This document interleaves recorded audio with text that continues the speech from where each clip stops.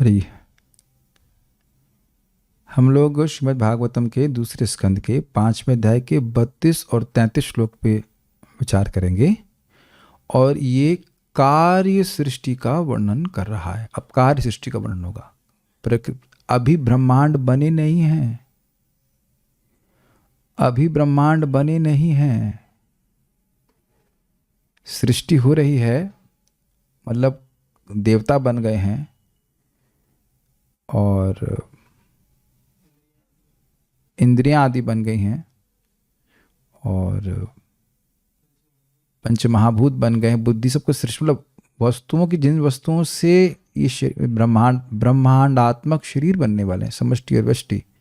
समष्टि मतलब सारे एक साथ ले लीजिए और व्यष्टि मतलब इंडिविजुअल ले लीजिए। तो वो उनकी सृष्टि आज होगी भगवान की इच्छा से। इसी मतलब उनकी शुरू होने वाली है। कारण सृष्टि आप समझ गए ना, जो प्रधान से महतत्व, महतत्व से 3 प्रकार के अहंकार, उसके बाद उनके से तो वस्तुएं आ गई हैं, कच्चा माल आ गया। हाँ, आप समझ में आ गया, कच्चा माल तैयार, लेकिन प्रोसेस्ड गुड अभी तैयार नहीं है। वस्तु में केवल रख देने से सृष्टि नहीं हो जाती है। खिचड़ी बना, मैं पहले एग्जाम्पल दे चुका हूं, खिचड़ी बन गई तो कैसे बन गई भाई? चावल रख दिया है ना, चावल रखा है आपके, इसमें दाल रखी है, अपने आप से पक जाता है। तो जिन चीजों से जगत बना है उन कारणों की सृष्टि हो चुकी है 31 श्लोक तक। अब कार्य सृष्टि के बारे में बात करेंगे।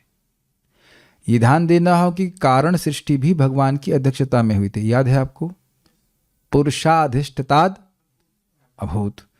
और कार्य सृष्टि भी भगवान की अध्यक्षता में ही होगी, ये बात समझना होगा। यानी कि कभी नहीं सोचना है किसी व्यक्ति को कि भौतिक तत्व अपने आप मिल करके सृष्टि कर सकते हैं। भागवत बिल्कुल स्पष्ट यहाँ पे सिद्धांत स्थापित कर रही है। मेरे पीछे बोलिए।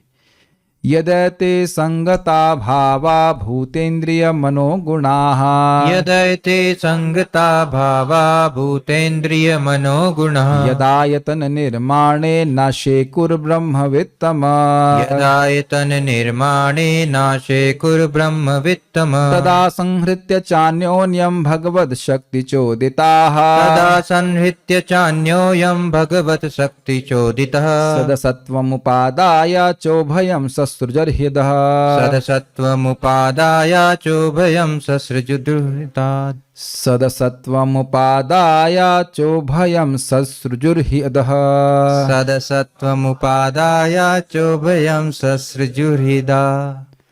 यदैते संगता भावा भूतेन्द्रिय मनोगुणाः, यदैते संगता भावा भूतेन्द्रिय मनोगुणा, यदायतन निर्माणे नाशे कुर्ब्रह्मवित्तम, यदायतन निर्माणे नाशे कुर्ब्रह्मवित्तम, तदा संहृत्य चान्योन्यं भगवत् शक्ति चोदिताः, तदा संहृत्य चान्योन्यं भगवत् शक्ति चोदितः, सदसत्वमुपादाय चोभयं ससृजुर्हृदः, सदसत्त्वमुपादाय चोभयं ससृजुर्हृदा। यदैते संगता भावा भूतेन्द्रिय मनोगुणाः, यदैते संगता भावा भूतेन्द्रिय मनोगुणा, यदायतन निर्माणे नाशे कुर्ब्रह्मवित्तम, यदायतन निर्माणे नाशे कुर्ब्रह्मवित्तम, तदा संहृत्य चान्योन्यं भगवद् शक्ति चोदिताः, तदा संहृत्य चान्योन्यं भगवत् शक्ति चोदितः, सदसत्वमुपादाय चोभयं ससृजुर्हृदः, सदसत्त्वमुपादाय चोभयं ससृजुर्हृदः, यदैते संगता भावा भूतेन्द्रिय मनोगुणाः, यदैते संगता भावा भूतेन्द्रिय मनोगुणा, यदायतन निर्माणे नाशे कुर्ब्रह्मवित्तम, यदायतन निर्माणे नाशे कुर्ब्रह्मवित्तम, तदा संहृत्य चान्योन्यं भगवद् शक्ति चोदिताः, तदा संहृत्य चान्योन्यं भगवत् शक्ति चोदितः, सदसत्वमुपादाय चोभयं ससृजुर्हृदः, सदसत्त्वमुपादाय चोभयं ससृजुर्हृदा। तो हम आगे बढ़ते हैं। वैसे श्लोक आसान है समझने में, कोई कठिनाई नहीं होनी चाहिए। हे योगियों में श्रेष्ठ नारद, जब तक ये सृजित अंग यथा तत्व इंद्रियां, मन तथा प्रकृति के गुण जुड़ नहीं जाते, तब तक शरीर स्वरूप धारण नहीं कर सकता है। इसको कुछ समझने में तो कोई कठिनाई नहीं होनी चाहिए। हमारे शरीर जो है, ये इस शरीर को देख लीजिए, इसी प्रकार से ब्रह्मांड भी है। जैसा ब्रह्मांड मतलब मैक्रो बड़ा, और हमारे शरीर हो गए माइक्रो छोटा, तो वो एक ही डिज़ाइन से बनाया गया है। तो आप ये मानते हैं कि हमारे शरीर में पृथ्वी, जल, वायु, अग्नि, आकाश है, और इनको कंबाइन करके रखा गया है, जिसको हम कहते हैं बहुत सुंदर लग रहा है। नहीं मानना चाहते ना हम लोग कि पृथ्वी, जल, वायु, अग्नि, आकाश से बना हुआ हमारा देह है ना।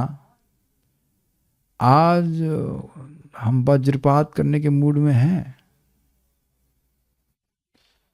भाग जाओ अगर भागना है तो,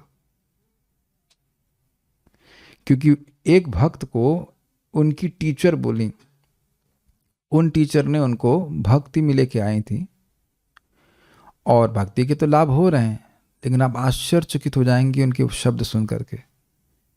जो भागवत नहीं सुनता वो ऐसे ही कचड़ी बकवास करता है। उन टीचर ने स्टूडेंट को बोला, हमें क्षमा कर दीजिए आपका जीवन बर्बाद करने के लिए।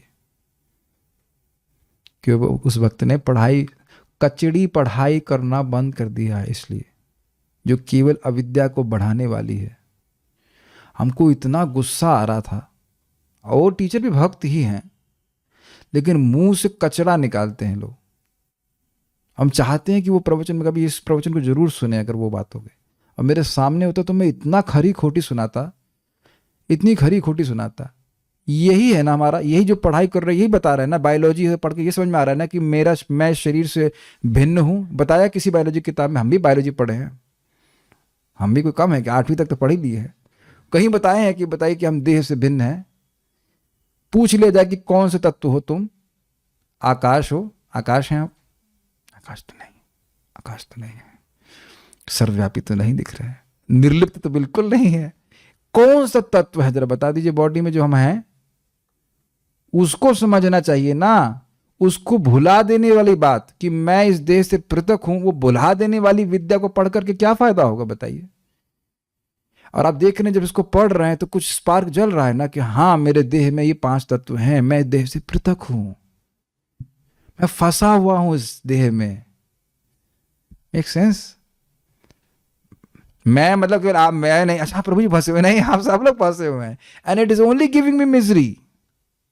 इस देह को यंत्र के रूप में देखने का सामर्थ्य हमें जागृत करना होगा, और जागृत करने का बड़ा स्पष्ट तरीका है। कुछ नहीं आपको क्लिक कर रहा है कि ये देह है और ये देह 5 तत्वों से बना हुआ है, या इसी अभिमति में हम जीवन भर बिता देंगे कि बस हम ये देह हैं, हम ये हैं, हम ये हैं, हम ये हैं, ऐसे करके। Very very interesting. आप जान रहे हैं, आप सब जान रहे हैं कि हमारे शरीर के तत्व जुड़े हैं किसी वस्तु से। ये नहीं पता कि जुड़े क्यों हैं, लेकिन जुड़े हैं। और आप लोग अगर देखे हो किसी का दाह संस्कार, तो दाह संस्कार देखते हैं कैसे, देखिए दिखता है विघटित होते हुए। इसी को मां कह रहे थे, इसी को पिता कह रहे थे। देख रहे कितना घोर अज्ञान है। इसी को बेटी कह रहे थे, बेटा कह रहे थे। It is not heavy. मैं कुछ कठोर बात नहीं बोल रहा हूं, मैं सत्य बोल रहा हूं। कठोर नहीं बोल रहा हूं, सत्य बोल रहा हूं, जिसको हम कभी ना तो सुनना चाहते ना स्वीकार करना चाहते। भक्ति में आने के बाद भी इसीलिए श्रीमद् भागवतम श्रवण करना चाहिए। नहीं तो हरे कृष्ण मंत्र का एंकर लगा के किया जा रहा है। एंकर समझ रहे हैं कि मैं देह हूं और ये देह भजन कर रहा है। देह के द्वारा मैं भजन कर रहा हूं। मैं स्थूल और सूक्ष्म शरीर से भिन्न हूं, और मैं जब तक इस शरीर में हूं तो इन दोनों का उपयोग भगवान की सेवा में होना चाहिए। बहुत सारी बातें श्लोकों में आएंगी, लेकिन ये बात समझना होगा कि ये सारे तत्व एक साथ जब नहीं आ सकते, अपने आप इस शरीर को धारण नहीं कर सकते हैं, तब तक शरीर रूप नहीं धारण करेगा। समझ पाते हैं बात? अनुवाद। जब पूर्ण पुरुषोत्तम भगवान की शक्ति के, अच्छा फिर प्रश्न होगा कि तब आते कैसे हैं?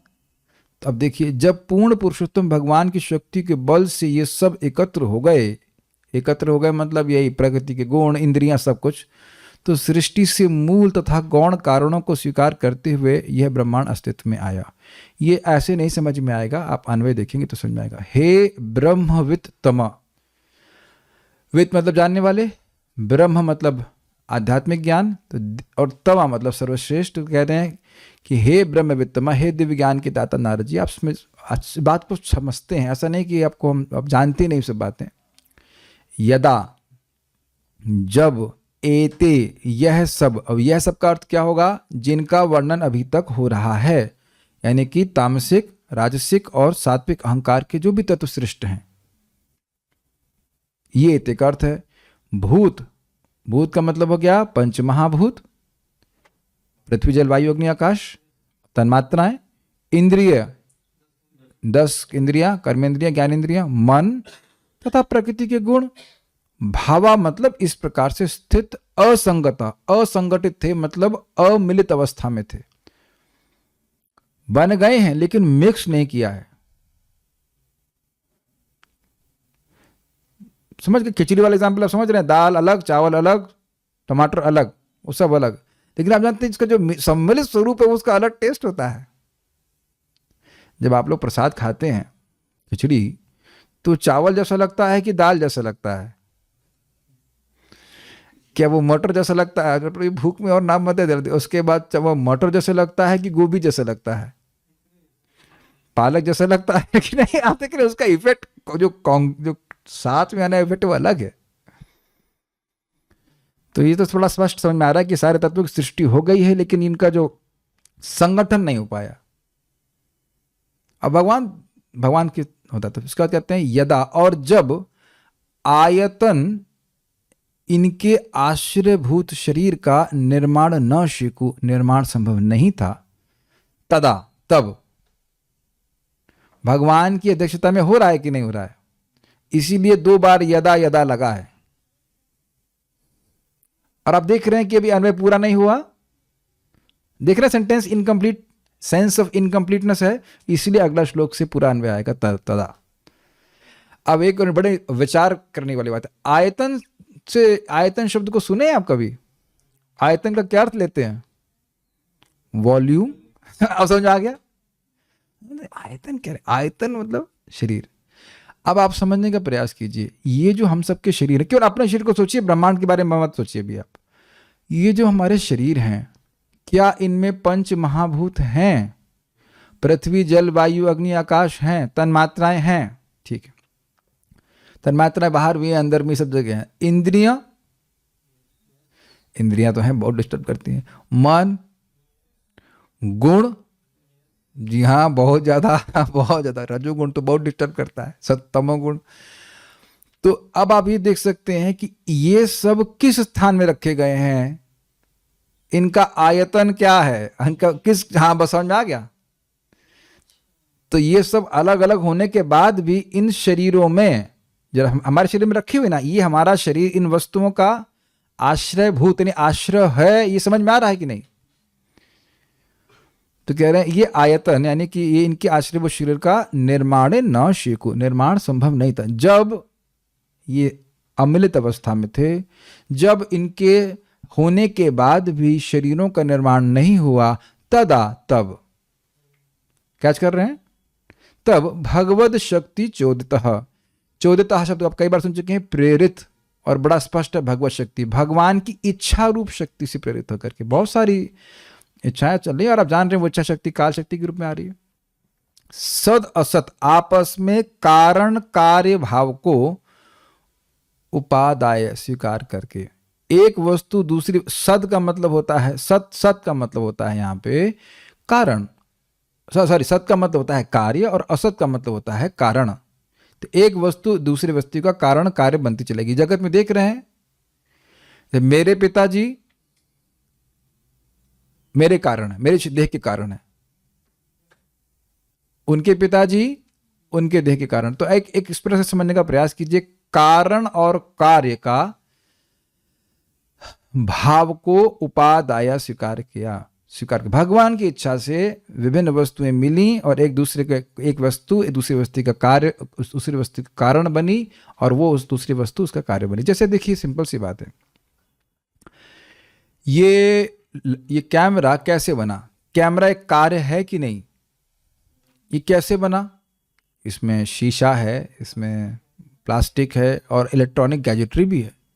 लेकिन इसमें और भी तो तत्व है, मतलब इसको पीछे और जाइए तो कच्चा माल कहाँ गया, उसमें शायद लोहा भी होगा, कुछ एल्यूमिनियम भी होगा, इज इट नॉट, और प्लास्टिक भी कहीं और रॉ मटेरियल से आया होगा। तो कारण और कार्य का भाव समझ पा रहे हैं? I think very easy. इस जगत में जो भी चीज सृष्ट है उसमें कारण और कार्य का संबंध जरूर होगा, कोई कारण होगा, उस कारण से वो आई है। इसी कारण से अकारण वस्तु हमको समझ में नहीं आती है। भगवान श्री कृष्ण थे और फिर राधा, अच्छा कब आई राधा रानी? अच्छा पहले, उसके बाद ऐसी व्याख्या करते, पहले कृष्ण थे फिर बलराम जी आए। तो क्या आप बलराम जी के समय में थे उस समय जब बलराम जी आए? दोनों ही नित्य विद्यमान है। यहां तक कि अपनी भी स्थिति हम नहीं समझ पा रहे कि हम शाश्वत प्राणी हैं। कठिन हो रहा है ना। मैं पूछ चुका हूं कि जीव अनादि है। अब अनादि जीव के लिए कौन सी यहां की एक क्षण की पढ़ाई महत्वपूर्ण है? वही महत्वपूर्ण है जिसके द्वारा जीव अपने स्वरूप को समझे, बाकी सब कोरी बकवास है। हम बार बार इसको हिट कर रहे हैं।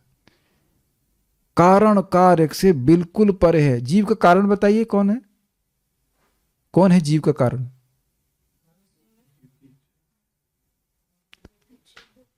जीव का कारण कौन है? भाई जीव का कारण कुछ भी नहीं है। जीव शाश्वत है। हम सब लोग शाश्वत प्राणी हैं। मुझे तो ये समझ में नहीं आता कि हम स्वीकार करना कब शुरू करेंगे।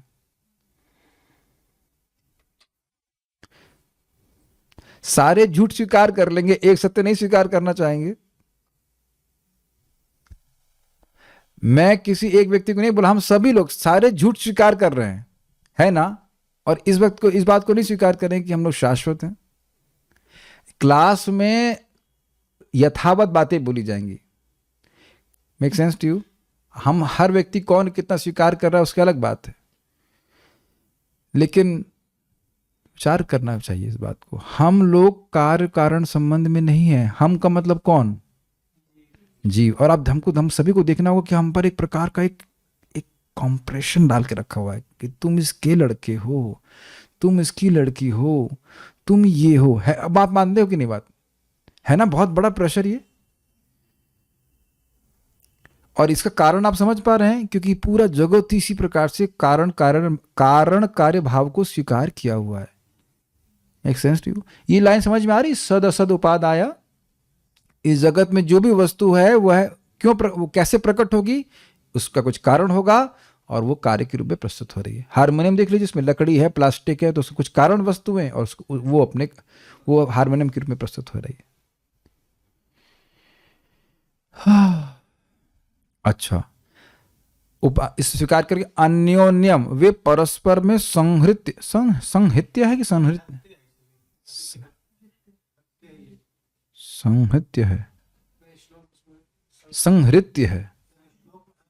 अब पता नहीं, ये मैं जहां तक समझ रहा हूं, कभी कभी ना दो जगह पाठ भेद होता है या कुछ मिस्टेक होती है। Let me just check in Shrimad. हाँ मैं देख लेता हूँ एक बार। कैंटो 2 चैप्टर 5 संहृत्य कैसे आ गया फिर?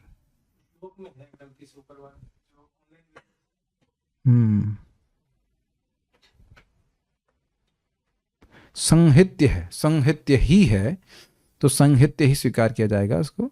ठीक है, तो संहृत्य नहीं है, संहित्य है। ठीक है, यहाँ पे नैनवा, यानी कि इसमें सही लिखा हुआ है ना अन्वय में। तो कैसी अवस्था में थे? असंगत अवस्था में थे। अच्छा, ये असंगत बताना भूल गया मैं। असंगत का मतलब होता है जो मैच नहीं करे। ये बात आप बोल रही बात असंगत लगती, तो मैच नहीं करे, तो आपस में मैच नहीं कर रहे, तो वो भगवान की शक्ति से मैच हो गए। तो उपादाय अन्योन्यम संहत्य, आपस में मिल गए। च उभयम, और दोनों, अर्थात उभय का मतलब दोनों होता है, तो दोनों अर्थात समष्टि और व्यष्टि ही निश्चय ही अधः सुसृजु, ब्रह्मांड के रूप में विख्यात शरीरों को सृजन कर दिया। मतलब समष्टि मतलब सारे ब्रह्मांड को, एक अर्थ जो हम यहाँ पे समझ रहे हैं, अभी हमारे शरीरों की बात नहीं हो रही, मैं खाली एग्जाम्पल से बोला था, सारे ब्रह्मांडों को और इंडिविजुअल ब्रह्मांडों की सृष्टि कर दी। प्रभुपाद जी ब्रह्मांड के ही बारे में बोल रहे हैं।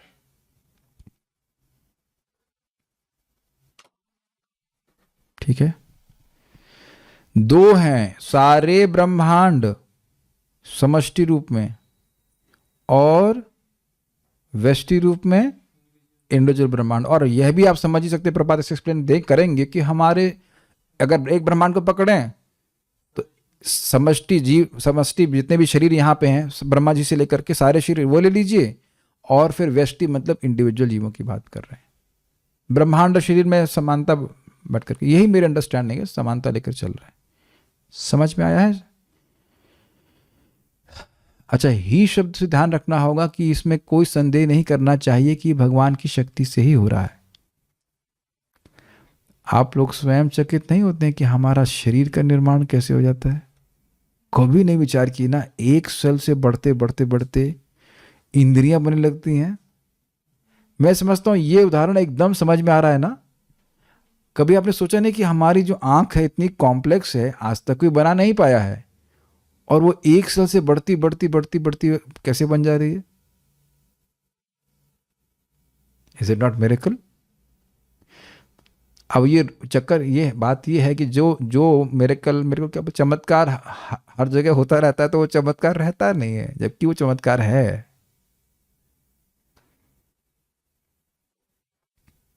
जो चमत्कार रोज ही होता रहता है, सब लोग करते रहते हैं, तो चमत्कार लगता नहीं है, लेकिन चमत्कार है। नहीं समझ में आता? मैं एग्जाम्पल अगर आप दूँ, पता नहीं कितना, जैसे हम लोग रेकी से हीलिंग करते हैं, जिसको नहीं पता है वो कह ये तो चमत्कार है, डाउजर कैसे घूम रहा है, लेकिन जो लोग रोज कर रहे हैं उनके लिए कोई चमत्कार नहीं है। अब लोग लगता है चमत्कार, शुरुआत में बोला था ये क्या हो रहा है, ये क्या हो रहा है, ये क्या हो रहा है, लेकिन अब कोई चमत्कार नहीं लगता। यही चीज आप ऊपर के लोगों में जाएंगे, लोगों के पास मिस्टिकल परफेक्शन अपने आप ही होता है, उड़ रहे हैं। एग्जाम्पल समझिए आप, मान लीजिए मैं बिना सीट के बैठा होता हवा में, वाह दैट्स अमेजिंग। आप सभी लोग ऐसे बैठे होते तब नॉर्मल लगता है कि नहीं? समझ में आ रही बात? लेकिन है ना चमत्कार। कोई भी बच्चा पैदा हो रहा है, ये चमत्कार नहीं लग रहा आप लोगों को? कभी विचार नहीं किया इसलिए लगता है नहीं है, नहीं तो बहुत बड़ा चमत्कार है। भगवान ने फैक्ट्री अंदर ही बना रखी है, एक सेल से। सोचिए, विचार कीजिए, और माँ को कुछ पता नहीं क्या हो रहा है, तो ये कैसे कह दिया जाए कि बेटा तुमको मैंने 9 महीने गर्भ में रखा है? तो वो तो चलो ठीक है, गलत बात नहीं, तो हम उपकार मानते हैं माँ का, किसी भी माँ का उपकार है, लेकिन फैक्ट्री वो चलाने वाली वो नहीं है। शरीर बनाने वाली नहीं है कि बैठ करके वो आँख डिजाइन कर रही है। नहीं तो चाइनीज लोग की आंखें चेंज हो जाती ना। चाइनीज लोग कभी मेरा प्रवचन समझने वाले नहीं, मैं मजाक बना सकता हूँ, है कि नहीं? सारे कमल नयन पैदा होते कि नहीं होते? लेकिन ऐसा नहीं हो सकता है। ये काफी इंटरेस्टिंग बात है। मैं खाली इस पे बोल रहा हूँ, भगवत शक्ति चोदितः, भगवत शक्ति की प्रेरणा। भगवान ने हम सबको यंत्र दिए हुए, ठीक है। श्रीधरी उपर्युक्त प्रकार से कारण तत्वों की सृष्टि को बतलाकर कार्य सृष्टि को इस श्लोक से बतलाते हैं कि जब तक एते अर्थात उपर्युक्त वर्णित सभी पदार्थ असंगतः अर्थात अमिलित थे, तब तक वे आयतन अर्थात अपने आश्रयभूत शरीर का निर्माण नहीं कर सके। उस समय सदसत्व अर्थात प्रधान एवं गौण भाग को स्वीकार कर अपना कर, मतलब प्रधान समझ पा रहे हैं, प्रधान हो गया कारण, वो वाला प्रधान नहीं। भगवान थोड़ा समझ, प्रधान मतलब मुख्य और गौण, तो मैं कारण हूं तो कार्य कारण के अधीन है ना, उस तरह से बोल रहे हैं। कारण या फिर समझ लीजिए कारण एवं कार्य भाव को अपना कर। अरे भाई कारण ही नहीं होगा तो कार्य कहां से उत्पन्न होगा? मैं कहूं भाई प्रभु जी आप खिचड़ी बनाइए, तो चावल के बिना बनाइए, दाल नहीं दूंगा तो क्या क्या हल्दी और पानी पिलाऊंगा, दूध पिलाऊंगा फिर? तो आप मान रहे हैं ना कि जो खिचड़ी एक कार्य है वह चावल और दाल के अधीन हो गया, तो कुछ प्रधान और गौण भाव नहीं समझ में आ रहा है? शब्द से आकाश बना था कि नहीं, तो शब्द श्रेष्ठ हो गया कि नहीं उससे? वही चीज आगे भी जाएगी इसी प्रकार से, वो मिलते जा रहे हैं वस्तुएं, और वो उसमें कारण और कार्य का भाव। अब हमारे कुछ भी हो, पिताजी होते ही नहीं तो हम ये देह को नहीं प्राप्त किए होते ना। Is it okay? अपना कर उन सबों ने उभयम अर्थात समष्टि एवं व्यष्टि शरीर और ब्रह्मांड दोनों को उत्पन्न किया। तो यही समझ लीजिए, इसका अर्थ ये हो गया कि हम सभी के, बहुत इजी है, सारे ब्रह्मांडों को कर लिया और उसके बाद हमारे शरीर को कर लिया। ज्यादा कॉम्प्लिकेटेड नहीं समझिए, यही हमको समझ में आ रहा। आगे देखिए प्रभुपाद जी का तात्पर्य। जीवों की विविध प्रकार की शरीर संरचनाएं उन विभिन्न प्रकार की मोटर कारों जैसी हैं जिन्हें विभिन्न पुर्जों को जोड़ करके निर्मित किया जाता है। बहुत सुंदर एग्जाम्पल प्रभुपाद दे रहे हैं। जब मोटर कार तैयार हो जाती है तो चालक उसमें बैठकर अपनी इच्छा अनुसार उसे चलाता है। इसकी पुष्टि भगवत गीता में भी हुई है। पहले तो इसको समझ लीजिए, बहुत श्रील प्रभुपाद की जय, कितना सुंदर है। आप समझ ही रहे होंगे, आप चलते हैं किसी, कौन सी कंपनी में चलते हैं, मारुति में चलते, भारती में, मारुति में चलते हैं, तो आप मारुति की फैक्ट्री में हैं तो आप जान रहे हैं कि वो एक कार असेंबली समझते हैं आप, उसकी धारणा कर लीजिए। और वहां पे देखेंगे बहुत सारे इंजीनियर होते हैं, जीवित लोग होते हैं, और वो कोई पेंच लगा रहा होता है, कोई इसमें ऊपर से एक हुड लगा रहा होता है कि नहीं। काफी अच्छा है कि कार का अगर आवरण हटा देंगे तो देखने लायक नहीं रहेगी। समझ आ रहा है। उसी प्रकार से आप कई बार एग्जाम्पल दिया जाता है कि उसकी कार की लाइट होती है तो आपकी आंखें, हम सबकी आंखें, इज इट नॉट। कार का हॉर्न होता है तो हम बोलते हैं वाह वाह वाह करते रहते हैं कि नहीं बोलते हैं। और कार का क्या कार का वो खोखा होता है तो ये हमारा खोखा है, इज इट नॉट। इंजन होता है तो इंजन को आप पेट मानिए या लीवर मानिए, जो भी है। तो इस प्रकार से आप देख रहे हैं कि कार एक इंजन की तरह, यंत्र की तरह है, और उसमें व्यक्ति बैठा हुआ है, वो चला रहा है उसको। वो व्यक्ति उस कार से भिन्न है। लेकिन प्रभुपाद ने उदाहरण क्यों दिया, वो जो कार के पेच हैं और कार की सारी वस्तुएं वो अपने आप इकट्ठा नहीं हो जा रही। Is it okay? उसके पीछे एक व्यक्ति है। Is it all fine? ये बात बोली जा रही। उसी प्रकार से जितने भी हमारे शरीर हैं वो उनके जो कल पुर्जे हैं, थोड़ा सा अपने हाथ को थोड़ा देखिए, उंगलियों को स्पर्श करके देख सकते हैं कि हाँ भाई ये कल पुर्जा यहाँ से लग यहाँ तक की हड्डी है और ये जुड़ी हुई है आगे वाली हड्डी से, पीछे वाली भी हड्डी। इतनी बायोलॉजी तो फायदा आएगा। थोड़ा कड़कड़ा के देख लीजिए, हाँ ये बात है, हाँ सही बात है, जुड़े हुए हैं। Yes yes. ये कान भी, यस। ऐसा लगना आप समझ में आ रहा है, कान चुपकाया हुआ है किसी ने आप। कभी सोचते नहीं ना हम लोग इस प्रकार से, नाक फिक्स की हुई यहाँ पे। ऐसा धारणा कीजिए कि हमारा शरीर एक इंजन की तरह, उसको यंत्र की तरह उसको सेट किया गया है। काफी इंटरेस्टिंग है। हाँ, बस अद्भुत बात यह कि ये काइंड ऑफ ऑटोमेटेड असेंबली है तो लोगों को लगता है ये सब अपने आप हो रहा है। अपने आप नहीं हो रहा है। अपने आप हो रहा है तो कार भी अपने आप बना लीजिए। तो प्रभुपाद जी बोलते हैं लेकिन अब साइंटिस्ट इतने समर्थ नहीं है कि एक पापा कार और मम्मी कार मिल करके बेबी कार का निर्माण करते। ये एक इंटरेस्टिंग है बात है कि नहीं। लेकिन इस जगत में आप देख रहे हैं कि पापा कार और मम्मी कार मिल करके बेबी कार बना देते। तो ये काफी इंटरेस्टिंग बात है। और अब प्रभुपाद जी यहाँ पे भगवत गीता के 18वें अध्याय के 61वें श्लोक को कोट कर रहे हैं। बहुत अच्छा श्लोक है, मेरे पीछे बोलिए, बहुत अच्छा श्लोक है। ईश्वरः सर्वभूतानां हृदेशे अर्जुन तिष्ठति।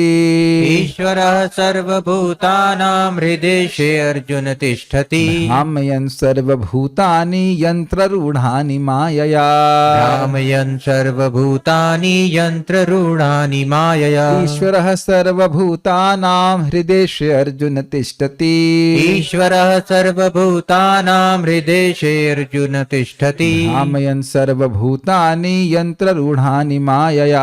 भ्रामयन् सर्वभूतानि यन्त्ररूढानि मायया। ईश्वरः सर्वभूतानां, ईश्वर सभी जीवों के हृदय अर्जुन तिष्ठति। हृदय देश है ना, ये ना हृदय देश में हे अर्जुन बैठे हुए हैं।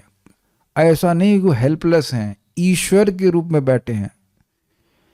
क्या कर रहे हैं? भ्राम्यन् सर्वभूतानि, सभी जीवों को घुमा रहे हैं। जॉय राइड जॉय राइड, घूमो अपने कर्म और दृष्ट कर्म और स्वभाव के अंदर घूमते रहो, घूमते रहो, घूमते रहो, घूमते रहो। इस लोक से उस लोक में परिभ्रमंस विंदते तत्र न विंदते, अर्थात घूमते रहो लेकिन मिलेगा कुछ नहीं वहां पे। तो दृष्टांत दे रहे यंत्र आरूढ़ानि माया। सॉरी नहीं, एग्जाम्पल नहीं, दृष्टांत नहीं दे रहे हैं, उस बात को समझा रहे। यंत्र रूढ़ानि माया, माया के द्वारा सृष्ट यंत्र पे आरूढ़ जीवों को। बहुत इंपॉर्टेंट है आपके जप के लिए, बातें समझने का प्रयास कीजिएगा। ये है यंत्र, शरीर यंत्र। Is it okay? किसी की बेटी आप नहीं हैं, किसी के बेटे आप नहीं हैं। अरे प्रभु जी क्या बातें कर रहे हैं, ये यंत्र है, ये यंत्र है। Is it okay? इसका अर्थ ये नहीं कि हम आपको प्रेम करने के लिए मना कर रहे हैं, लेकिन देह के आधार पर किया गया प्रेम प्रेम नहीं है, वो किसी भी रूप में है तो वो लस्ट है। Does it make sense? वो अनावश्यक आसक्ति है। जिस देह को उत्पन्न किया गया था वो तो गायब, वो यंत्र तो उड़ गया। किससे पहचान कर रहे हैं? मेरी बेटी, मेरे बेटा, मेरी मम्मी, इत्यादि इत्यादि। हम सभी को ये बात स्वीकार करना होगा,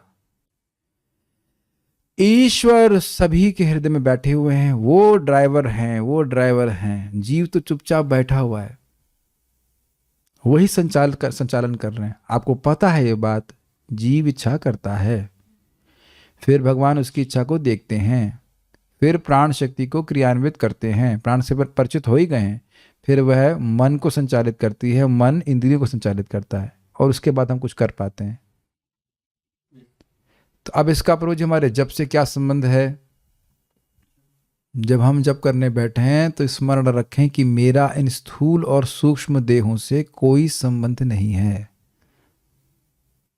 मैं जप इसलिए कर रहा हूं, या कोई भी भक्ति का कार्य इसलिए कर रहा हूं ताकि मेरा भगवान के प्रति प्रेम बढ़े। क्योंकि जितना जितना प्रेम बढ़ेगा, वो ये जो बेवकूफ़ी की आसक्ति इस यंत्र से वह समाप्त होती चली जाएगी, अपने आप समाप्त होती चली जाएगी।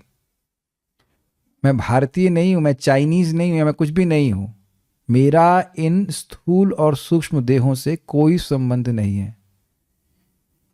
ये झूठ नहीं है, ये सत्य है। इसके विपरीत जो बताया जा रहा है वो झूठ है, और उसकी आवृत्ति कई बार किए हैं, इसलिए वो सच लगता है। बोलो बेटा पापा, और अगर बोलते बोलो बेटा तुम आत्मा, आत्मा आत्मा बोलते तो अलग भावना होती, लेकिन आत्मा कोई नहीं बुलाता। बोलो बेटा मम्मी। एक भक्त हमको बोल रहे थे माता पिता, बेवकूफ़ हैं बच्चे, बेवकूफ़ हैं तो बेवकूफ़ी बातें बोलेंगे। माता पिता तो हमेशा अपने बच्चों के लिए सही सोचते हैं। अब सामने होते तो हम फायरिंग करते, लेकिन हम आजकल प्रभु जी ने बोल दिया है मेरे इमोशंस मेरे कंट्रोल में हैं, तो एकदम शांत हो गए। पहले वो अपना तो सही सोच लें, उसके बाद वो बच्चों का सही सोचेंगे। ये यंत्र हमको कोई सुख नहीं दे रहा है। Is it not? Make sense? कौन व्यक्ति यहां कह सकता है कि बड़े सुखी, वो बहुत सुखपूर्वक उस यंत्र में रह रहा है, और फिर ये यंत्र छूट जाएगा, उसका फिर एक नया यंत्र आएगा। तो इसलिए युक्त वैराग्य, जब तक हम देह में हैं, इस देह रूपी यंत्र को ठीक रखना है ताकि हम भगवान की सेवा कर सकें, बस। और उस दृष्टि से बहुत फायदेमंद है, क्योंकि ये जीव है दो कौड़े की, किसी काम की नहीं। लेकिन इसी से आपने हरे कृष्णा कृष्ण कृष्ण हरे हरे, हरे राम राम राम हरे हरे किया, तो भगवान की प्राप्ति हो जाएगी। इसलिए भक्त लोग इस यंत्र को ज्यादा अच्छी तरह से रखते हैं, क्योंकि भगवान का भजन करना है। Is that okay? लेकिन ये स्मरण रखना चाहिए कि ये यंत्र भगवान ने दिया है, किसी और ने नहीं दिया। स्पष्ट लिखा है यहां पे, बहुत अच्छी बात है। और इसका उपयोग मुझे जितना हो सके भगवान की सेवा में करना है। कठिनाई ये है क्योंकि ऐसी बातें चर्चा हम सुनते नहीं हैं प्राय लोग, तो इस कारण से हम लोग की भावना यही बनी रहती कि मैं ही ये देह हूं, मैं ही ये देह हूं, मैं ही ये देह हूं। बहुत अच्छा श्लोक है। यहां पे देह को नेग्लेक्ट करने के लिए नहीं बोला जा रहा है, लेकिन देह की भावना से उठने के लिए बोला जा रहा है, ऊपर उठने के लिए। हे अर्जुन, परमेश्वर प्रत्येक जीव के हृदय में स्थित हैं और भौतिक शक्ति से निर्मित यंत्र में सवार की भांति बैठे समस्त जीवों को अपनी माया से भरमा रहे हैं। जीव मानव शरीर रूपी यंत्र पर आरूढ़ है और शरीर रूपी मोटर कार प्रकृति के वश में रहकर चलती फिरती है। ठीक उसी तरह जिस तरह रेलगाड़ियां नियंत्रक के मार्गदर्शन में रहकर चलती हैं। अब यह क्यों बोल रहे हैं? रेलगाड़ी का नियंत्रक आपको नहीं दिखता है, ना तो वो व्यक्ति जो मेन स्टेशन में बैठा है, और ना ही ड्राइवर। ट्रेन में हम सभी ने सफर किया है, कभी ड्राइवर को थैंक यू बोला है? कभी मुलाकात हुई हो? Got it? लेकिन आप जान रहे हैं कि हम सकुशल पहुंच गए हैं, इसका अर्थ है कि ड्राइवर है। और आप ये भी जानते हैं, बुद्धिमान व्यक्ति जानता है कि ड्राइवर के अकेले नहीं चला रहा होता, उसके पीछे पूरा सिस्टम है, कहाँ कौन सी गाड़ी खड़ी, उसको रोको, उसको हम ब्रेक मारो, ये सब मिलजुल करके फिर एक रेल का तंत्र चलता है। बार बार श्रीला प्रभुपाद क्या बात पे फोकस कर रहे हैं? There is no impersonalism in this material world. जो भी आपने देखा ना, जो भी क्या कहते हैं इंद्रियां हैं, उनको नियामक एक देवता हैं। बार बार ये हिट कर रहे हैं। और अगर आपको स्मरण हो, भगवत गीता में भगवान यही बात बता रहे हैं कि देवता नियामक है, उनके लिए यज्ञ करो, वो आपसे संतुष्ट होकर के आपको वस्तुएं देंगे। देवान भावयताने ना ते देवा भावयन्तु वह परस्परम भावयन्ता श्रेयः परम वाप्स्यतः। ध्यान दीजिएगा, ये बहुत महत्वपूर्ण है। जैसे ही हमने देवता और भगवान को इम्पर्सनल कर दिया तो मैं पाप करना शुरू कर दूंगा। अग्रीड? मुझे एकदम से आज कोई भक्त बता रहे थे तो मुझे एकदम से क्लिक किया कि एक व्यक्ति हैं, भक्त हैं, उनके वो लोग हैं ब्राह्मण जाति से, पिताजी मायावाद से प्रभावित है इसलिए मांस खाते हैं। बच्ची भक्त बन गई है तो सब छोड़ दे मतलब नहीं खाती है। जब हम इस जगत को ऐसे देख रहे हैं कि केवल मैटर है तो पाप का कोई मतलब हुआ? बताइए। फिर से रिपीट कर रहा हूं, जब हम देख रहे हैं कि जगत केवल एक मैटर है तो फिर देवता तो नहीं हुए ना, तो पाप का निर्धारण कौन करेगा? तो जो इंद्रिय को अच्छा लगा करिए, इसमें क्या दिक्कत है? Does that make sense? और दूसरा प्रॉब्लम होगा कि प्रकृति का दोहन करेंगे बिना किसी सम्मान की भावना के। तो शायद आप लोग समझ ही रहे होंगे। एग्जाम्पल पर्वत कई बार हम लोग दे चुके हैं कि लोग इतना खनन कर रहे हैं, इतना कोयला निकाल रहे हैं, शायद वो कोयला निकाल करके दिमाग में भर रहा है कि ये नहीं समझ पा रहे कि कोयला रखा कौन। तो आप कोई भी बुद्धिमान व्यक्ति समझेगा कि नियंत्रण है रेल डिपार्टमेंट का, लेकिन उसके पीछे बहुत बड़ा तंत्र है जो चल रहा है। लेकिन ये जीव शरीर नहीं है, वह तो शरीर रूपी यान से पृथक होते हैं। लेकिन अल्पज्ञ भौतिक विज्ञानी शरीर के अंगों के जोड़े जाने की विधि को नहीं जान पाता, जो इंद्रिय, मन तथा गुण के रूप में होते हैं। कभी डायसेक्ट कीजिए अपनी बॉडी को, साइकिक सर्जरी, आंखें अलग कर दीजिए, आंखें अलग हो गई हैं, कान अलग है। कई बार ब्रह्मचारियों की क्लास दी जाती है, भाई तुमको जो रूप आकर्षक लग रहा है उसको जरा अलग अलग कर दीजिए, या किसी को भी कोई रूप आकर्षक लग रहा हो तो। यहां पे जोड़ने की बात है, आप लोग थोड़ा इसको डिसइंटीग्रेट कीजिए, करना चाहेंगे। जिसका भी रूप अच्छा लग रहा है उसकी आंख अलग कर दीजिए, नाक कान अलग कर दीजिए, चमड़ी अलग कर दीजिए, तो उससे किससे आलिंगन करेंगे? अब देख रहे हैं कि काम वासना कितना हमारे अज्ञान का सूचक है। किसका आलिंगन करेंगे? मैं शायद बहुत से लोग सोचना भी नहीं चाहेंगे ना। खून अलग, पीव अलग, मलमूत्र अलग, और ये क्या कहते हैं उसको, स्किन एकदम अलग। Wow, you look so beautiful, miss universe, mister universe. Universe व्यष्टि रूप है। ये बात गलत तो नहीं? उस तरह से तो सभी लोग मिस यूनिवर्स है, मिस्टर यूनिवर्स है, बिकॉज मिनी यूनिवर्स है। लेकिन कितना ज्ञान में पूरा जगत है।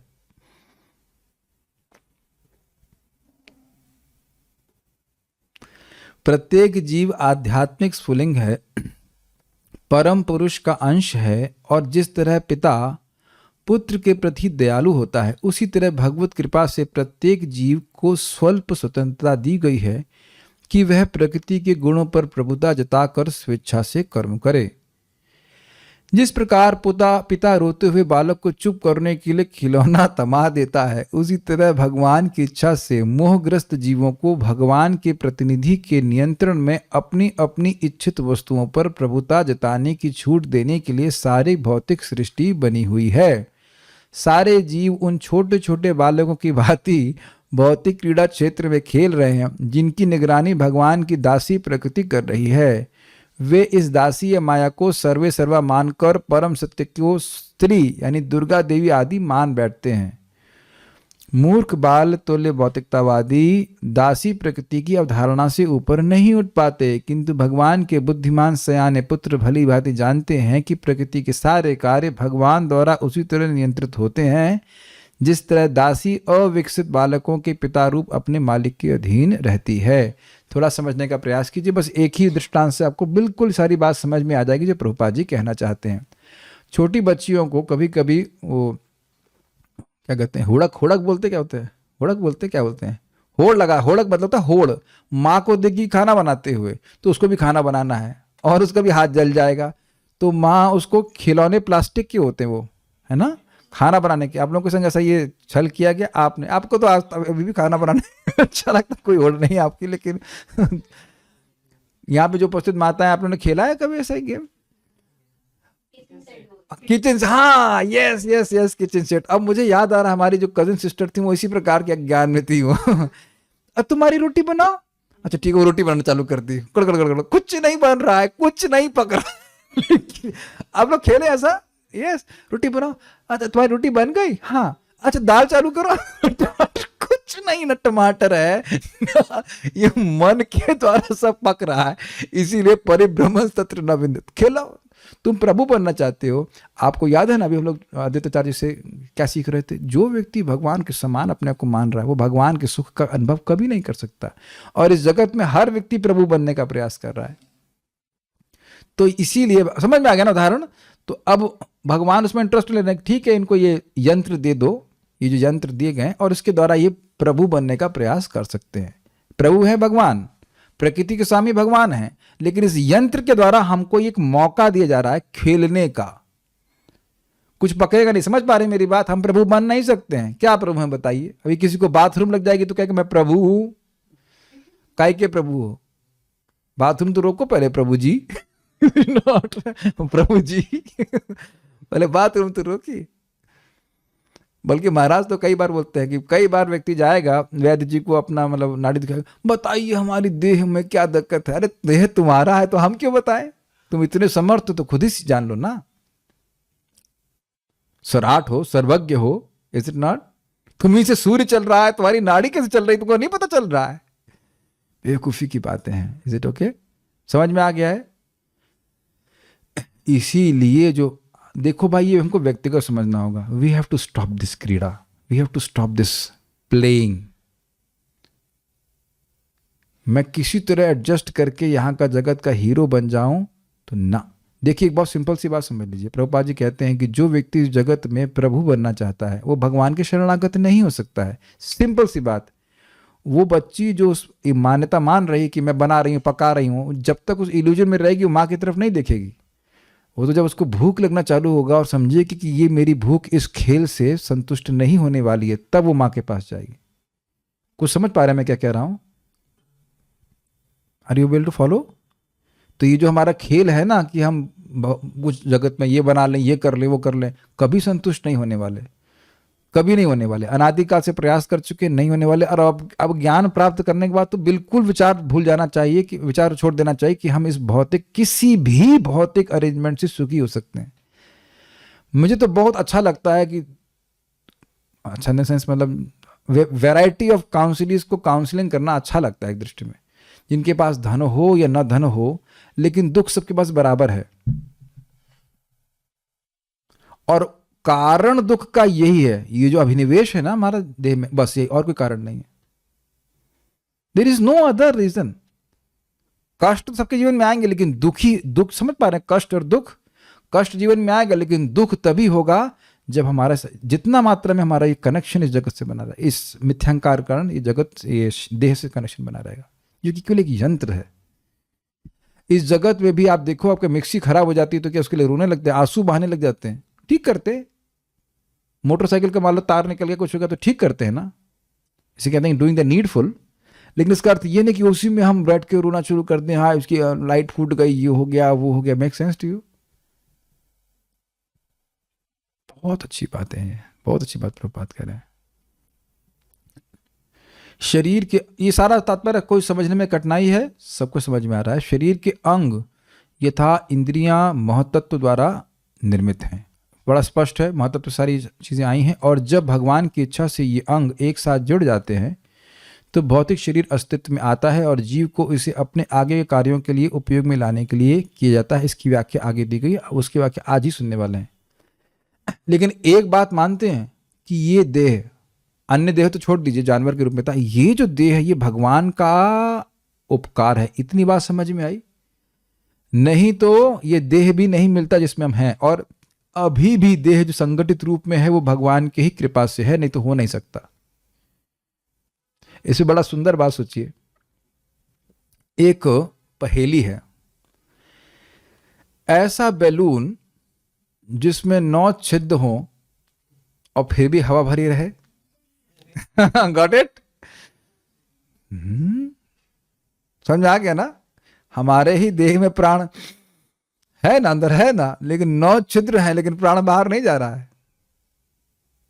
और एक बार आप जानते हैं कि एक बार मर गया व्यक्ति तो प्राण बाहर आ गया, प्राण अंदर आ नहीं सकता। तो आप समझ रहे हैं कि ये भगवान की इच्छा से हो रहा है। ठीक?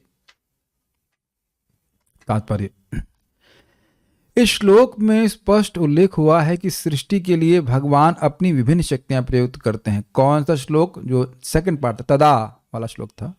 ऐसा नहीं है कि वे स्वयं भौतिक जगत में रूपांतरित हो जाते हैं। यह भी बहुत सुंदर बात है। देखिए, शाश्वत रूप से भौतिक प्रकृति भगवान की सेपरेटेड एनर्जी है। भूमिरापो नलो वायु खम मनो बुद्धिरेव च अहंकार मितीयम में भिन्ना प्रकृतिरष्टधा। ये जो पंच महाभूत हैं और मन बुद्धि अहंकार, ये भगवान की सेपरेटेड एनर्जी हैं, शाश्वत रूप से भगवान से अलग हैं। भगवान है सच्चिदानंदमय और ये है असत, अचिद और निरानंद। तो कहेंगे जब सच्चिदानंद व्यक्ति हैं उससे ये माया कैसे आई? वो शाश्वत रूप से ऐसा है। और अब देखें ना, अब कठिनाई हो रहा है स्वीकार करने में, क्योंकि कारण लगा रहे हैं। आप कोई तो सोचेगा सूर्य से बादल कैसे आया, लेकिन आप जानते हैं कि सूर्य पे ही आश्रित बादल है, लेकिन बादल का स्वरूप सूर्य से बिल्कुल अलग है। कई बार बताया गया कि नहीं गया? Is it okay? तो ये माया शक्ति के ट्रांसफॉर्मेशन, क्रिया विक्रिया हो रही है भगवान की इच्छा से। भगवान परिवर्तित नहीं हो रहे हैं। इसे कहते हैं शक्ति परिणामवाद, जो व्यासदेव जी ने वेदांत सूत्र में कहा है। भगवान कभी परिणत नहीं होते, इसलिए भगवान को अव्यय कहा जाता है। भगवान ने इच्छा करी और इच्छा से माया के द्वारा इन, इसमें विकार आया था ना, बार बार सुना आपने, विकुर्वाणात विकुर्वाणात विकुर्वाणात। तो माया के जो प्रधान, उसमें गुणों के में विकुर्वण हो रहा है, भगवान में कोई विक्रिया नहीं हो रही। भगवान यथावत सच्चिदानंद रूप में रहते हैं। ये बात प्रभुपाद जी कह रहे हैं। Is it okay? वे अपनी विभिन्न शक्तियों द्वारा तथा अपने पूर्ण अंशों द्वारा अपना विस्तार करते हैं। बड़ा स्पष्ट है। आप भगवान कृष्ण भगवान विस्तार करते हैं बलराम जी, बलराम से चतुर्व्यूह, उसके बाद फिर चतुर्व्यूह, उसके बाद महाविष्णु दृष्टिपात करते हैं। ऐसे करके हो रहा है और विभिन्न शक्तियों को उपयोग कर ही रहे हैं। आप देख रहे हैं काल शक्ति, जीव शक्ति इत्यादि, और प्रधान, इन सब का उपयोग करके सृष्टि कर रहे हैं। ये सब तो सुन चुके हैं ना, काल कर्म स्वभावश्च। Is it? यस। वे अपनी विभिन्न शक्तियों द्वारा, हाँ, इस पे एक और प्रश्न, एक जानते हैं लाल भुजक्कर प्रभु ने पूछा, प्रभु जी ये बताइए कि शक्ति शक्तिमान पर आश्रित है या शक्तिमान शक्ति पे आश्रित है? मैं कहा भाई वाह, क्योंकि शक्तिमान की तो आप बात ही नहीं कर सकते शक्ति के बिना, तो इसका मतलब लग रहा है कि शक्तिमान भी शक्ति पे आश्रित है। तो हमने मन में इनको बहुत सारे खजूर अर्पित कर दिए प्रसाद में, कहा थोड़ा खाएं प्रसाद, तब तो कम से कम दिमाग ठीक होगा। शक्ति हमेशा शक्तिमान के ऊपर आश्रित रहती है, यद्यपि शक्ति और शक्तिमान को आप अलग नहीं कर सकते, ये बात कही जा रही है। Is it okay? जैसे हम लोग चर्चा किए थे ना, ज्वाला और ज्वाला का ऊष्मा शक्ति है और प्रकाश भी शक्ति है, लेकिन ज्वाला प्रकाश और ऊष्मा नहीं है, लेकिन आप उसको अलग भी नहीं कर सकते। लेकिन प्रकाश और ऊष्मा ज्वाला की बिना तो नहीं आ सकती। तो ये थोड़ा ध्यान देकर चलना पड़ेगा। वे अपनी विभिन्न शक्तियों द्वारा अपने पूर्ण अंशों द्वारा अपना विस्तार करते हैं और उसमें वो करते हुए भी वह अपरिवर्तित रहते हैं। 1 - 1 = 1 आप जानते हैं। कभी कभी ब्रह्मज्योति के आध्यात्मिक आकाश के कोने में आध्यात्मिक बादल प्रकट होता है और इस तरह आच्छादित भाग मोह तत्व कहलाता है। जब भी मैं इन बातों को पढ़ता हूँ तो मुझे बहुत डिटैचमेंट होता है जगत से। आप लोगों को पता नहीं होता है कि नहीं होता है, लेकिन हमको बहुत डिटैचमेंट होता है।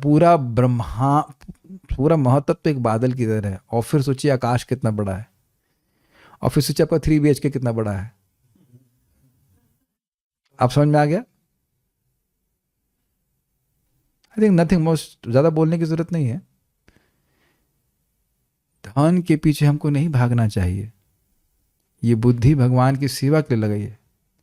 हमको इस पे हंसी आती है जितना लोग, ये शास्त्र का वचन है, जैसे व्यक्ति धन के लिए रोता है, धन चला गया, धन चला गया, धन चला, ऐसे करके अगर कुछ क्षण भी भगवान की विस्मृति में चले गए हैं तो उसको ऐसे रोना चाहिए। मतलब basically we have to be so much conscious कि मानव जीवन का उपयोग मुझे भगवान के श्रवण कीर्तन के लिए करना है, उसके लिए ये यंत्र को धारण कर रहे हैं। Does it make sense?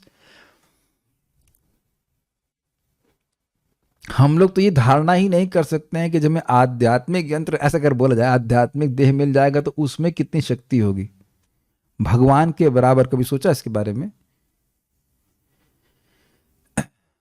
मैं फिर से रिपीट कर रहा हूं, कभी सोच सकते हैं कि भगवान के बराबर ही शक्ति, ऑलमोस्ट बराबर ही शक्ति वाले देह वैकुंठ वासियों के होते हैं? कुछ गलत तो नहीं कह रहा हूं ना? ऑलमोस्ट नहीं, सारूप मतलब सेम रूप। कुछ भी नहीं है ब्रह्मा जी वैकुंठ वासियों के सामने, ब्रह्मा जी भी कुछ नहीं है। और ये सब हमको प्राप्त हो जाएगा भगवान के नाम और भगवान की भक्ति के द्वारा। अब बताइए कि जो व्यक्ति भक्ति कर रहा है वो कुछ नहीं कर रहा है, वो अपना जीवन खराब कर रहा है। आप समझ रहे थे मैं गुस्सा क्यों हो रहा था? कितने अनादि करोड़ों अरबों जन्मों के बाद ये हमको जप करने का मौका मिल रहा है। नहीं तो बताइए हमारी ट्रेजेक्ट्री कहां जाएगी? ट्रेजेक्ट्री समझते ना? ये तो टीचर्स की हालत है। देखिए हम आप बहुत स्पष्ट बोल रहे हैं, ऑल दो ये कोई जनरल रूल नहीं है। जो लोग नियमित रूप से नहीं सुनते हैं और वृद्धावस्था से भक्ति करना शुरू करते हैं, मैं जनरल नहीं बोल रहा हूं ये, लेकिन प्राय ऐसा देखा जाता है कि वो अपने पूर्व संस्कार के हिसाब से बोलना चालू कर देते हैं। उनसे नहीं सुनना चाहिए। अब मेरी बात समझ रहे हो कि मैं सारे वृद्ध लोगों पे आक्षेप नहीं कर रहा हूं, प्लीज, मैं ऐसा नहीं कह रहा हूं। लेकिन मैंने सुना है इस तरह की बातें, क्योंकि अब जो चीज़ हम लोग अभी से मान लीजिए बचपन से 21 साल से भक्ति कर रहे हैं, अब 60 साल में कुछ नई प्रोग्रामिंग हो जाएगी क्या? जो पुरानी बात सुनी हुई है वही भर भर के मुख से निकलती रहती है। जो व्यक्ति युवावस्था से भक्ति कर रहा है और गंभीरता से श्रवण कीर्तन कर रहा है, उसका जीवन अलग होगा, उसकी धारणा अलग होगी। कभी अपने गुरु महाराज को पूछिए आप, उनका जीवन व्यर्थ गया? परम पूज्य राधा गोविंद महाराज का जीवन व्यर्थ गया कि भागवत में समर्पित हो गए हैं? क्या पढ़ाई की महाराज बताइए? डिग्री कितने नंबर आए थे महाराज के, जो भी BSc क्यों पूछे? कभी कोई पूछा इस तरह से? भागवत बोल रही, जिसने अपनी इंद्रियों को भगवान की सेवा में लगा रहा है, तद जन्म तानि कर्माणि तद आयुष तन मनोवचः निर्णाम ये नहीं विश्वात्मा सेव्यते हरि ईश्वरा। हमारा भाग्य है कि हमें अपनी इंद्रियों के द्वारा भगवान की सेवा करने का मौका मिल रहा है। कृष्ण सेवा करने दे रहे हैं, ये समझने का अर्थ। इस यंत्र का उपयोग भगवान की सेवा में जितना बन जाए, जितना हो जाए, वो भाग्य अपना मानना चाहिए। Make sense? वैसे ही कोई बड़ी बात नहीं। पता है क्या होता है? शुरुआत में हमारी कोमल श्रद्धा होती है, व्यक्ति हिल जाता है। लेकिन अगर आप श्रीमद् भागवतम सुनते जाएंगे ना, फिर आप देखेंगे कि कोई कुछ भी बोले आप हिलने वाले नहीं है। ये श्रीमद् भागवतम का प्रत्यक्ष लाभ है। लेकिन जो नियमित रूप से सुनता रहेगा उसका। इसलिए इस यंत्र को ठीक रखो ताकि ये यंत्र यहां पे आकर के सुन सके कथा को। Make sense to you? ये मैं अपने प्रैक्टिकल अनुभव से बोल रहा हूं। हिलाओ, अच्छा, और तुरंत पकड़ में आ जाएगा कि सामने वाला क्या बकवास कर रहा है, क्योंकि वो भागवत के प्रकाश में आप देखेंगे उसको एकदम ध्वंस कर सकते हैं। जो बातें बोल रहा ना, आपको एकदम ऐसे लगा ऐसा कोई कचरा सुना, कोई पागल जैसा बातें बोल रहा है, रोबोट की तरह कुछ बोला से कुछ पता नहीं। एक ही बात में उड़ा सकते हैं आप, एक ही बार में उड़ा देंगे, क्योंकि भागवत आपको अलग बोल रही है। इस यंत्र का सबसे बढ़िया उपयोग है कि भगवान की सेवा में उपयोग किया जाए। Make sense? यही सबसे बड़ी विद्या है। यही हिरण्यकश्यप के सामने प्रहलाद महाराज ने बोला था, श्रवणम कीर्तनम विष्णु तन मन ने धीतम उत्तम। ये सबसे अच्छी शिक्षा है, ये सबसे अच्छी शिक्षा है। दोबारा ये यंत्र ना मिले, भगवान के पास चले जाए। जैसे मैं हंसी के लिए बोल रहा हूँ, अजामिल नहीं बोला अरे अब नारायण को पढ़ाना है, नारायण को उसमें जा रहा है, नारायण को पढ़ाना है, घर रुक जाता हूँ थोड़ा उसकी अब 8वीं में कितने नंबर आज देख के मरूं ऐसे करके नहीं, भागा वो भगवान का नाम उच्चारण करके भागा भगवान के पास। मैं सब बातों को बोल रहा हूँ, it just distances me from material world. Make sense? तब भगवान अपने महाविष्णु अंश द्वारा इस महतत्व के जल में शयन करते हैं और इस जल को कारणार्णव अर्थात कारण जल कहा जाता है। तो इससे लग रहा है कुछ की महतत्व के अंदर कुछ है, इस पे हम ज्यादा नहीं बोल सकते, कहाँ क्या है वो भगवान जाने, भगवान जाने। हमें थोड़ा सृष्टि करने में निकलना है बाहर की। जैसे अब जेल में तो सोचे नहीं ये ईंट कैसे लगाई गई है, इतना डिटेल में नहीं जा रहे हैं, बस निकलना है यहाँ से। जब महाविष्णु इस कारण जल में सोते रहते हैं तो उनकी श्वास के साथ असंख्य ब्रह्मांड जन्म लेते रहते हैं। ये ब्रह्मांड तैरते रहते हैं और समस्त कारण जल में चारों ओर बिखर जाते हैं, बुलबुले की तरह। बुलबुले समुद्र में। ये महाविष्णु की श्वास के समय तक ही टिके रहते हैं।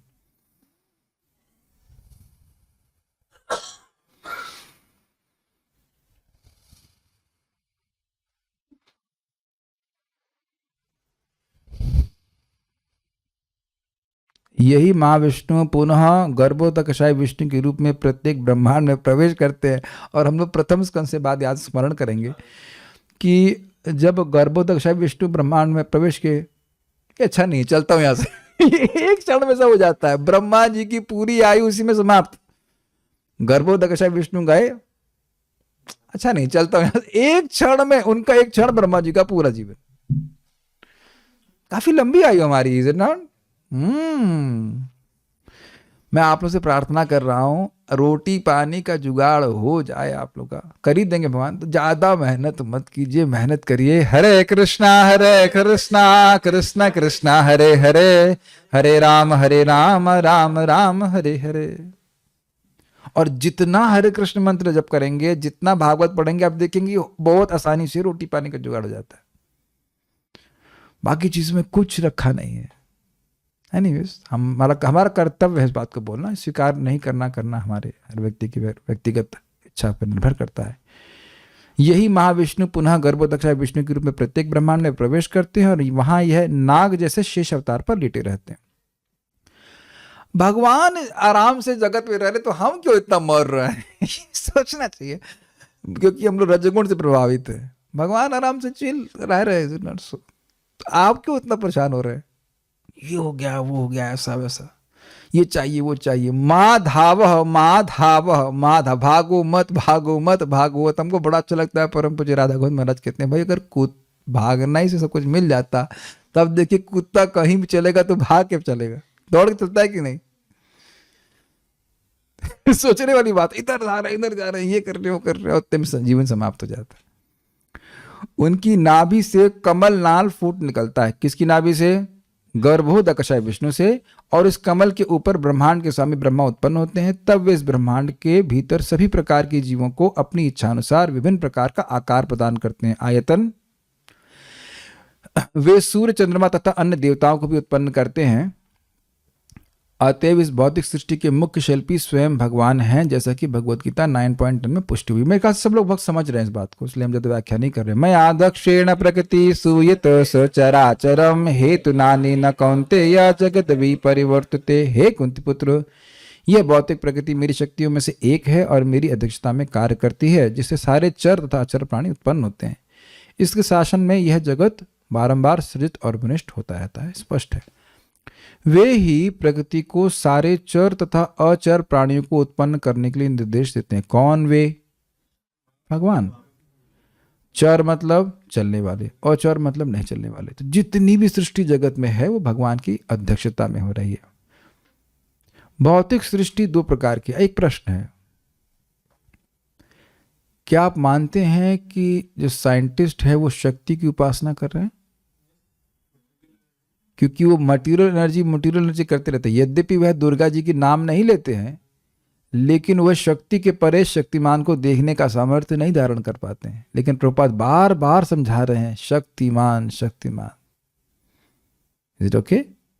देखिए बहुत इंपॉर्टेंट है, क्योंकि देखिए हम लोग जगत में वस्तुओं को देखते हैं, लेकिन वस्तुओं को देने वाले को देखेंगे तब कृतज्ञता का भाव आएगा। परम पूज्य राधानाथ महाराज बोल रहे थे कि भाई देखो, इस जगत में थोड़ा व्यक्ति आपको कुछ कुछ धन देता है अपने जीवन धारण करने के लिए, तो हम कितना कृतज्ञ मानते हैं। गहरी सांस लीजिए, छोड़ दीजिए। कोई भी व्यक्ति पैसा देकर के वायु तो नहीं दे रहा है ना। अब जो व्यक्ति वायु दे रहा है उसके प्रति हमारी कितनी कृतज्ञता होनी चाहिए।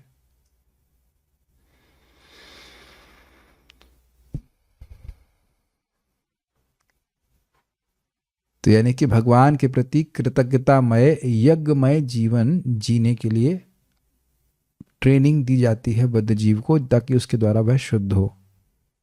जो लोग भगवद गीता सुन रहे हैं मेरी बात बिल्कुल अच्छी प्रकार समझ रहे होंगे। We do not lead a life of ungratefulness. तेन एव सः। तो जो भी आप हरे कृष्ण मंत्र कर रहे हैं, हम लोग हरे कृष्ण मंत्र करते हैं, भगवान को भोग लगाते हैं, आप देख रहे हैं कि ट्रेनिंग दी जा रही है ये समझाने के लिए कि भगवान एक व्यक्ति हैं। ओके। भौतिक सृष्टि दो प्रकार की है। महाविष्णु द्वारा सामूहिक ब्रह्मांडों की सृष्टि, जिसको समष्टि शब्द से कहा गया था, जैसा ऊपर बताया गया है, तथा एकाकी ब्रह्मांड की सृष्टि। तो अब स्पष्ट समझ में आ रहा है उभयम शब्द का क्या अर्थ लिया था। समष्टि ब्रह्मांड सृष्टि और व्यष्टि एक ब्रह्मांड की सृष्टि। इन दोनों का सृजन भगवान द्वारा होता है और इस तरह ब्रह्मांड अपना स्वरूप धारण करता है, जैसा हम देख सकते हैं। तो स्पष्ट हो गया श्लोक, कोई प्रश्न नहीं है। एक भक्त पूछ रहे हैं कि शक्ति परिणामवाद क्या होता है। देखिए, भगवान की भौतिक शक्ति है। क्या शक्ति थी? प्रधान। और प्रधान में कुछ परिणाम यानी कि ट्रांसफॉर्मेशन आते हुए देखा आपने। गुणों का साम्यता नष्ट क्षुब्ध हुई, उसके बाद उसमें काल शक्ति का शुभ हुआ था। काल शक्ति का शुभ हुआ, उसके बाद डिस्टर्बेंस हुआ। नहीं, कैसे आया था? प्रधान से आया था महतत्व, महतत्व से सूत्र तत्व, सूत्र तत्व से आगे फिर उसका, हाँ, इस प्रकार से अब अहंकार। फिर तो ये आप देख रहे हैं कि परिवर्तन हो रहा है। तो परिवर्तन भौतिक प्रकृति में हो रहा है। शक्ति के परिणाम, परिणाम शब्द भी आ चुका है। शक्ति के परिणाम, शक्ति के ट्रांसफॉर्मेशन हो रहे हैं। भगवान से कोई मतलब नहीं। जैसे समझ लीजिए, ये मानते हैं कि जगत में विविधता है, पेड़ पौधे सब कुछ दिखाई पड़ रहे हैं। ये किसकी वजह से? किस पे आश्रित हैं? सूर्य पे। लेकिन सूर्य का स्वरूप वैसा ही रहता है, और यहां देख रहे हैं कितनी विविधता होती चली जा रही है। तो आप मान सकते हैं कि जितनी भी विविधता है वो शक्ति सूर्य की शक्ति का परिणाम है, लेकिन सूर्य अपने स्वरूप में ही रहता है। कुछ समझ पा रहे हैं बात को? ठीक है, तो मेरे ख्याल से ये पूरा हो गया। हम इसको यहाँ रोकते हैं। श्रीमद् भागवतम की जय, श्रील प्रभुपाद की जय, निताई गौर प्रेमानंदे।